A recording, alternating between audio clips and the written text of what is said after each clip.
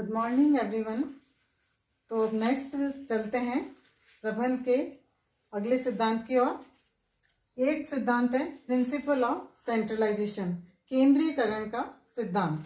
यह सिद्धांत बताता है कि अधिकारों का केंद्रीकरण होना चाहिए या नहीं। तो ये इस बात पर निर्भर करता है प्रबंधकों की योग्यता और संगठन का आकार कैसा है। यदि छोटे आकार का संगठन है तो उसमें केंद्रीकरण की स्थिति भी उचित रहेगी। केंद्रीकरण का तात्पर्य है कि सारे अधिकार उच्च प्रबंधक या एक ही व्यक्ति के हाथ में होना।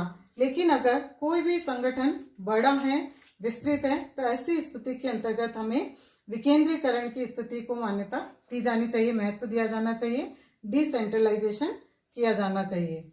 नेक्स्ट प्रिंसिपल है प्रिंसिपल ऑफ स्केलर चेन, क्रमबद्धता या सोपानिक श्रृंखला का सिद्धांत भी इसे कहा जाता है।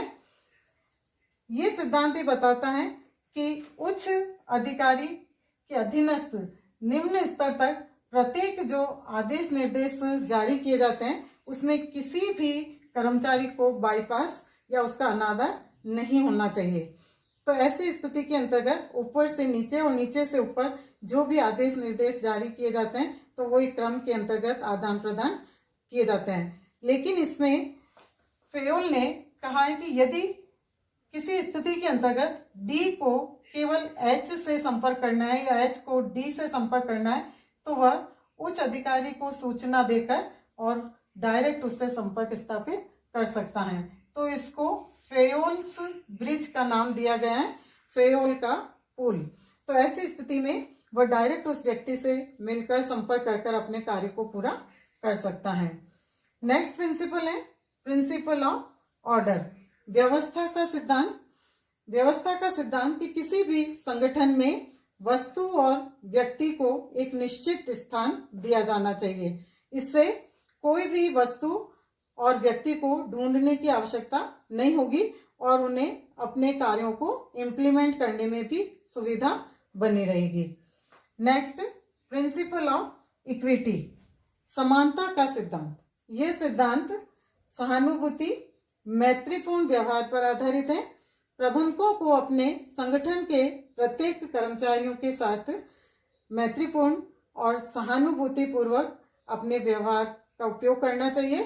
प्रत्येक व्यक्ति को, प्रत्येक कर्मचारियों को समानता की दृष्टि से देखा जाना चाहिए ताकि उनके अंतर्गत विश्वास की भावना विकसित की जा सके।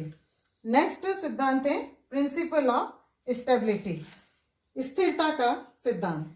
यह सिद्धांत बताता है कि यदि संगठन के अंतर्गत कर्मचारियों की पूर्ण क्षमता है और वह कर्मचारी, वह व्यक्ति अपनी पूर्ण क्षमता का उपयोग करते हुए कार्य करता है तो ऐसी स्थिति में उसे उसके जॉब में स्टेबिलिटी दी जानी चाहिए, स्थिरता दी जानी चाहिए ताकि वो अपने आत्मविश्वास से संस्था के प्रति और अधिक निष्ठा से अपने कार्यों को पूरा कर सके।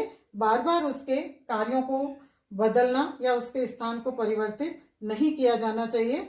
संस्था के विकास के अंतर्गत उसका अधिक से अधिक सहयोग लिया जाना चाहिए। नेक्स्ट प्रिंसिपल है प्रिंसिपल ऑफ इनिशिएटिव, पहलपन का सिद्धांत।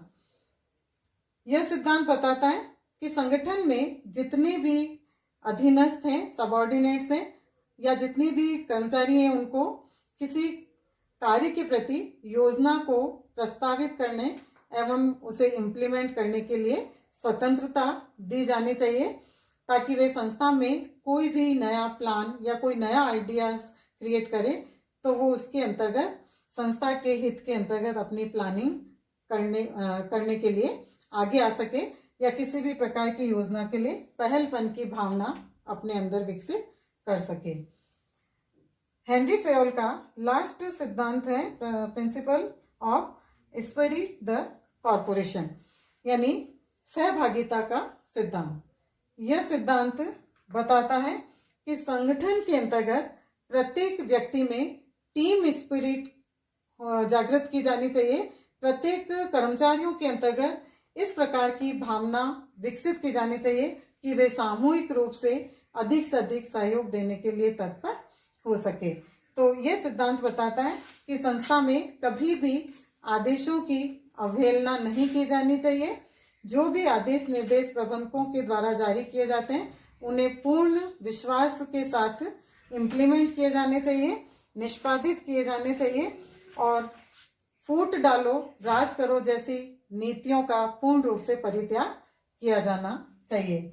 ये 14 सिद्धांत हेनरी फेयोल के द्वारा प्रबंध के क्षेत्र में अपना महत्वपूर्ण रोल रखते हैं, इनकी महत्वपूर्ण स्थान है। इसके अतिरिक्त कई प्रबंध शास्त्रियों ने और भी कई सिद्धांत प्रबंध में प्रतिपादित किए हैं, जैसे अपवाद का सिद्धांत, प्रमापीकरण का सिद्धांत, सरलता का सिद्धांत, उद्देश्यों का सिद्धांत, नियंत्रण के विस्तार का सिद्धांत, अन्य कई इस प्रकार के सिद्धांत प्रबंध के अंतर्गत अपनाए जाते हैं और उन सिद्धांतों को भी महत्ता दी जाती है। आज अपन प्रबंध के सिद्धांतों को पूरा करते हैं और इस प्रकार से प्रबंध के सिद्धांत एक महत्वपूर्ण विषय है और ये विद्यार्थियों आपके एग्जाम में 20 नंबर के क्वेश्चन में आता है और ये पूरे प्रबंध विषय के अंतर्गत अपना एक महत्वपूर्ण स्थान रखते हैं। तो आप इन सिद्धांतों को पूरा कंठस्थ कर लें ताकि आप प्रबंध के क्षेत्र में जब भी कोई टॉपिक या कोई इस तरह का किसी भी प्रकार का टॉपिक पढ़ेंगे तो आपका प्रबंध के सिद्धांत वहाँ महत्वपूर्ण हेल्प करेंगे। नमस्कार, धन्यवाद।